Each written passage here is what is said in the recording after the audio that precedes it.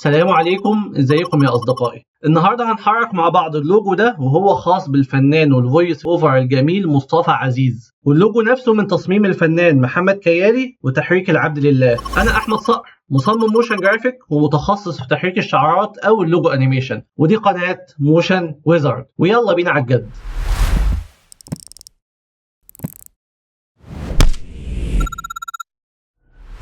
اول حاجه، وزي ما عملنا في الفيديو اللي فات، ان احنا بنفصل الليارات بالشكل ده. طيب بنفصلها على اساس ايه؟ بنفصلها على اساس الفكره اللي هنحرك بيها اللوجو. النوع ده من اللوجوهات الناس بتفضل تحركه بطريقه المخطوطات، ان الحاجه تكون بتترسم كانك بتعملها بايديك زي ما انا كنت عاملها هنا مثلا، لكن انا فضلت احركه بطريقه مختلفه وتكون بسيطه في نفس الوقت. فانا دلوقتي جيت هنا وحطيت كل شيب في لاير لوحده عن طريق الاكشن اللي انا عملته وشرحته في الفيديو اللي فات، واللي مهم جدا ترجعوا له لو عايزين تعرفوا ازاي تختصروا وقت الشغل للنص تقريبا. بعد كده بندخل على الافتر افكت ونعمل من هنا نيو كومبوزيشن، ونسمي الملف من هنا، ومن هنا بنختار المقاس بتاعه 1920 في 1080 25 فريم بير سكند، وهنا بنكتب 500 عشان يطلع لي 5 ثواني، وبعد كده بندوس اوكي. اول حاجه بعملها ان انا بدخل الفايل بتاعي بدراج اند دروب، او ان انا بدوس كنترول اي من الكيبورد، وبعدين بختار الملف بتاعي، ومن هنا بختار كومبوزيشن ريتين لاير سايز، وبتاكد ان انا معلم على علامه كرييت كومبوزيشن، وبعد كده بضغط امبورت، بينزل عندي بالشكل ده. بعد كده بدخلها عندي على التايم لاين عن طريق ان انا بسحبها دراج اند دروب بالشكل ده، او عن طريق ان انا بعمل الاختصار بتاعها اللي هو كنترول وعلامه الاستفهام. دلوقتي اللوجو نزل عندي بالمقاس ده، وده المقاس اللي انا كنت ظابطه وعاوز ينزل بيه. فهاجي هنا هدوس كنترول واي عشان اعمل خلفيه لونها اسود، واحطها ورا الكومبوزيشن بتاعي عن طريق ان انا بدوس كنترول شيفت وكلوز براكت اللي هو حرف الجيم في الكيبورد. بعد كده بسيف الملف بتاعي في المكان اللي انا عاوز احطه فيه. بعدين ببدا اعمل خطوات للتحريك بتاعتي، زي ما احنا اتكلمنا ان انا في الاول بكون مخطط انا هحرك الحاجه ازاي قبل ما ادخلها على الافتر افكت، وقبل ما اقسم حتى الليارات بتاعتي. فدلوقتي الحركه اللي انا قررت ان انا اعملها ان انا اعمل فوكس على الجزء اللي في النص، وبعد كده اظهر من خلال اللوجو بتاعي عن طريق شويه روتيشن وبوزيشن وباونسنج في الحركه. فانا هاجي في الاول هعمل دايره هنا في النص، وعشان يبان لي النص بالظبط بدوس على حرف الطه من الكيبورد عشان يشغل حاجه اسمها السيف تايتل اكشن. اول حاجه بس ارجع الكومبوزيشن بتاع اللوجو بتاعي ورا شويه عشان يكون شايف كويس. بعد كده هحتاج اعمل شيب لاير عن طريق ان انا هدوس كيو من الكيبورد، او ان انا ادوس هنا دوسه مطوله واختار العلامه بتاعه الاليبس تول. بعد كده باجي هنا اشغل الفل بتاعي عن طريق ان انا بدوس على كلمه فل نفسها مش الشيب، بدوس هنا وبعد كده بختار اول واحده. بعد كده باجي على الستروك واختار نون وادوس اوكي. كده انا اي حاجه هرسمها عندي هتبقى عباره عن فل بدون ستروك، وهو ده اللي انا عاوزه دلوقتي. بعدين هصغر شويه عشان انا عاوز اعمل دايره اكبر من حجم الكومبوزيشن، فهقف هنا كده وادوس واسحب عشان خاطر الدايره تطلع منتظمه. هدوس كنترول والت وشيفت مع بعض، فالدايره هتطلع لي بالشكل ده، هتطلع منتظمه وفي نفس الوقت من المركز اللي انا اخترته بالظبط. يعني لو انا كنت واقف على الجنب هتطلع من نفس المكان اللي انا بدات منه وضغطت الماوس. بعد كده بسحب بالشكل ده. بالنسبه لي الحجم ده كده مناسب. دلوقتي الدايره دي غطت لي الكومبوزيشن بتاعي كله، فهاجي هقف هنا واقفل بس الشيب لاير دي واعمل زوم على الجزء ده عشان خاطر اخلي لون الدايره اللي عملتها بالوان البراند بتاعتي. فهاجي هنا على اللون الاخضر اللي كان موجود واختار علامه الاي دروبر واختار اللون البرتقاني بتاعي. بعد كده ادوس اوكي. بعد كده هفتح تاني الدايره بتاعتي هلاقي لونها برتقاني بنفس الالوان بتاعتنا بالظبط. دلوقتي اللي انا عاوز اعمله ان انا عاوز اخلي الدايره في الاول السكيل بتاعها 100% بالحجم اللي انا عاملها بيه، وتيجي بعد 15 فريم تبقى 0%. بعد كده بنعلم على الاثنين كي فريم. بعد كده بندوس F9 عشان الحركه تبقى ناعمه شويه. نشغل كده ونشوف. بالنسبه لي الحركه كده مناسبه جدا. هنسمي هنا دي اورنج سيركل. بعد كده هنعمل دوبليكيت مرتين. بعدين هنخلي دي بلاك وهنخلي دي ازرق. هنقف هنا وهنختار اللون ده وهنخليه بلاك زي ما قلنا. بعد كده هنقف على الزرقاء وندوس هنا ونختار اللون الازرق زي ما عملنا قبل كده مع البرتقاني. كده ندوس اوكي ونخلي فيه شيفت ما بين كل واحده والثانيه 5 فريمات. 1 2 3 4 5 ودي 1 2 3 4 5 6 7 8 9 10. نيجي نشغل كده ونشوف. بالنسبه لي هي دي الحركه اللي انا عملتها، ودي الحركه اللي انا كنت عاوز اعملها دلوقتي. بس قبل ما اخش على تحريك اللوجو نفسه في حاجه تانية انا عملتها في الدوائر، وهي اني خليت فيه ذبذبه معينه كده موجوده في الدايره بحيث ان هي ما تبقاش شارب قوي. وده لان البراند بتاعنا براند بتاع شخص فويس اوفر، وبالتالي انا حبيت ادي شويه احساس الذبذبات في الدوائر. طيب دي بعملها ازاي؟ بعملها عن طريق ان انا بقف على اللاير، وبعدين من قائمه الافكتس بختار افكت اسمه رافن ايدجز. خلينا كده نبص على الدايره بقت عامله ازاي بعد ما حطينا الافكت ده. هتحس ان الدايره بقت معانا مش شارب كده، وبقى فيها نوع من انواع التموجات البسيطه. بص كده لما نيجي نقفل الافكت او نفتحه، فبالتالي الشكل معانا بقى احسن شويه، لكنه ما زال مش باين برضه. فبنضيف افكت كمان اسمه turbulent displace. لو خدت بالكم لما ضفت الافكت ده خلى شكل الدايره عندي بالشكل المعوق ده طبعا. فانا دلوقتي عاوز الافكت لكن مش عاوز يكون بقيمه عاليه، فهقلل القيم هنا شويه، هخلي دي وليكن 20 ودي 50. هتلاقي الشكل معانا بقى شكله احسن شويه ونقدر نشتغل عليه. خلينا نبص كده. بالنسبه لي كده الحركه شكلها حلو، فهنطبقها على الدايرتين التانيين برضه. بنعمل كده ازاي؟ عن طريق ان احنا نقف عند نفس اللاير، بعد كده بنخش عند قائمه افكت اند كنترولز، بعد كده بنعلم على الافكتين اللي حطيناهم ندوس كنترول سي، بعد كده نقف على اللايرات الثانيه وندوس كنترول في. ده بيخلي الافكتات تنزل عندي على اللاير الجديده بنفس القيم بتاعتها، ولو انا حطيت اي كي فريمات او اي اكسبريشن بتيجي معايا زي ما هي بالظبط. نيجي نبص بقى على الحركه بقت عامله ازاي. دلوقتي اهو الثلاث دوائر بتوعنا بقوا بالشكل ده. فدلوقتي انا خليت بؤره الاهتمام بتاعت عين المشاهد جت معايا على نص الكادر، وده اللي انا كنت عاوزه. احيانا ممكن اكون عاوز اخلي بؤره الاهتمام تيجي على جنب الكادر او من فوق او من تحت، وده انا عملته مثلا في اللوجو انيميشن ده. كنت مخلي الحركه في بدايتها تيجي من فوق، فحبيت اخلي الدايره تقفل على الجزء اللي فوق بحيث ان انا اشد عين المشاهد للجزئيه دي. نرجع بقى للوجو اللي احنا شغالين عليه وندخل جوه الكومبوزيشن ونحرك الحركه الاساسيه بتاعتنا. وزي ما انتم شايفين انا بحب اسمي الحاجه على الاسكليتور بحيث ان انا لما ادخلها هنا تبقى الدنيا واضحه ومتقسمه بالنسبه لي كويس جدا. وعشان اسهل على نفس الموضوع اكتر ببدا الون اللايرات بتاعتي بنفس الوان الشيبس اللي موجوده على الشاشه. فباجي هنا بدي الاثنين دول اللون البرتقاني، وبدي ده اللون الازرق بتاعه، وده بلو ده بلو بدي له برده اللون الازرق بتاعه. بعدين اللايرين دول انا خلاص مش عاوزهم فممكن احذفهم. وبعد كده ادي النقطتين اللي لونهم اسود لون تاني، وليكن اللون اللي هو النان ده عشان ده بيخليهم كانهم جراي. والحاجات اللي بالابيض ممكن اسيبها بنفس اللون ده او اديها اي لون تاني وليكن اللون اللي هو الفوشيا. بعد كده بنعمل خطوتين مهمين جدا قبل ما بنبدا نحرك. الخطوة الأولى وزي ما احنا شايفين فالكلام متداخل مع بعضه، فبالتالي في حاجات هتحتاج إن هي تتربط بحاجات تاني. والخطوة الثانية إن احنا محتاجين نظبط الأنكر بوينت بتاع بعض العناصر. فخلينا أول حاجة بس نكبر الشاشة دي ونفكر مع بعض إيه الحاجات اللي محتاجة تتربط ببعضها. أول حاجة أنا محتاج أربط النقطتين دول مع حرف العين اللي هنا، والنقطتين دول مع حرف الزين اللي هنا. كمان حرف الزين اللي هنا ده محتاج إن هو يتربط مع الشيب البرتقاني. طبعا الربط ده كله زي ما قلنا بيبقى على أساس شكل الحركة اللي أنا متخيلها واللي أنا خططت لها من قبل ما أبدأ أشتغل. نصغر الشاشة دي تاني ونبدأ نربط الحاجات اللي احنا قلنا عليها. فهاجي هقف عند النقطة دي والنقطة دي هربطهم مباشرة بالشكل ده، ودي ميزة ان انا بلون وبسمي لان انا عيني بتمشي اوتوماتيك على الحاجة مظبوط. هنمسك كده حرف العين هنلاقي خلاص النقطتين دول اتربطوا بيه. بعد كده نيجي هنا عند النقطتين دول ونربطها بالحرف اللي تحته. هنمسك ده كده هنلاقي تمام الدنيا مظبوطة.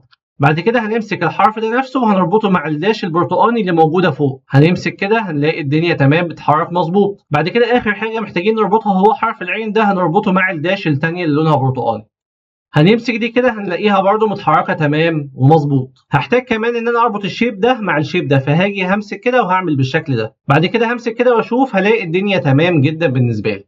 الحاجه الثانيه اللي احنا قلنا هنعملها ان هي ان احنا هنظبط مكان الانكر بوينت. كل الانكر بوينت اللي موجوده قدامي دلوقتي ما فيهاش اي مشكله لان هي كلها في نص الشيب، وده بالنسبه لي تمام ما عدا 3 حاجات بس. اول واحد هو ده هعمل له سولو. انا طبعا عامل للسولو اختصار من الكيبورد الت اس، لو انت حابب تعدلها وتعملها زيي هتسهل معاك جدا. بعد كده بدوس حرف الواي من الكيبورد وبعد كده بختار الانكر بوينت بتاعته تكون هنا لان انا عاوزه يطلع من المكان ده بالظبط وانا بعمل السكيل بتاعه. بعد كده بدوس الت اس تاني عشان خاطر يلغي السولو. بعد كده بمسك الشيب ده اعمل الت اس عليه برده. بعد كده الواي اجيب ده هنا. نكرر نفس الكلام مع الشيب ده ونجيب الانكر بوينت بتاعته نخليها هنا.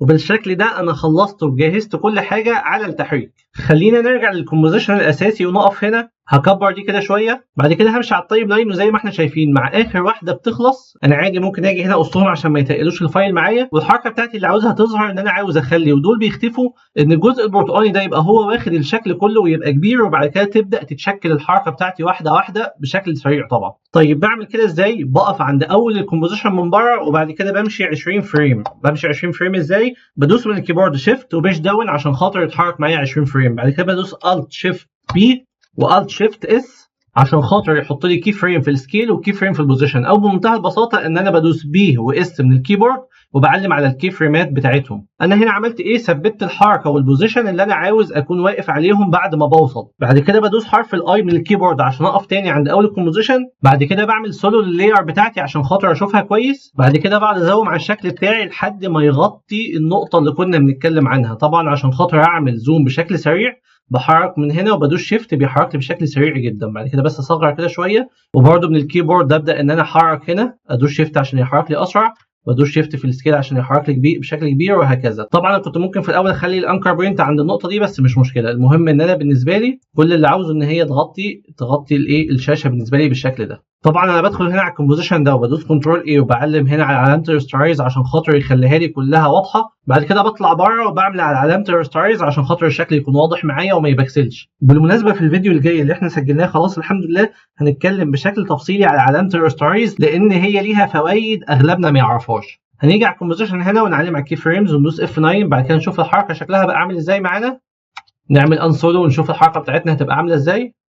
ممتازه ممتازه ممتازه. دلوقتي انا اول حاجه زي ما قلنا خدنا بؤره الاهتمام للنص، بعد كده خلينا الحركه بتاعت الكومبوزيشن الاساسي تبدا مع الدوائر وهي بتصغر، بعد كده حركناها بالشكل اللي احنا شايفينه ده. نخش بقى نكمل الحركه بتاعتنا جوه الكومبوزيشن. اول حاجه انا عاوز اعملها ان انا همسك الاربعه شيبس الاساسيين بتوعي اللي هم باللون البرتقاني وباللون الازرق واديهم حركه بحيث ان هم يجوا من بره المشهد، وزي ما اتعلمنا ان احنا بنثبت وبعد كده بنحرك، فعلمت على ده وده وده وده، وبعد كده مشيت 10 كي فريم، بعد كده عملت Alt Shift B زي ما اتعلمنا.